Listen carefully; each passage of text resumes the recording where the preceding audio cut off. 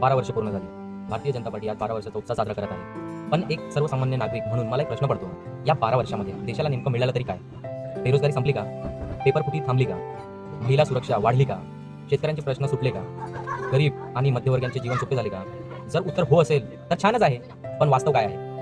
आज लाखो तरुण नोकऱ्याच्या शोधात आहेत. पेपरफुटीमुळे विद्यार्थ्यांचे भविष्य धोक्यात आहे. महागाई सतत वाढत आहे. पेट्रोल महाग, डिझेल सुद्धा महाग, या सगळ्याच गोष्टी महाग होत चालल्यात. रोजमर्राच्या आयुष्यामध्ये येणाऱ्या गॅस, पालेभाज्या, डाळ्या, कडधान्य, इतर कोणत्याही जे रोजचं सर्वसामान्य कुटुंब वापरण्यात येतात, या सर्व रोजच्या वापरातील जवळपास प्रत्येक वस्तू महाग झाले. हिंदू मुस्लिम वाद वाढलाय. धार्मिक आणि जातीय ताणतणाव वाढले. राज्यामधील मोठे मोठे पक्ष फोडले गेले. का? कारण आमदार फोडायचे, नगरसेवक फोडायचे. ज्यांनी भ्रष्टाचार म्हटलं जात होतं त्यांपैकी अनेक जण आता सत्ताधारी पक्षांसोबत दिसू लागलेत. काळा पैसा परत आणण्याची आश्वासनं दिली गेली, पण सर्वसामान्य खात्यात किती पैसे आले?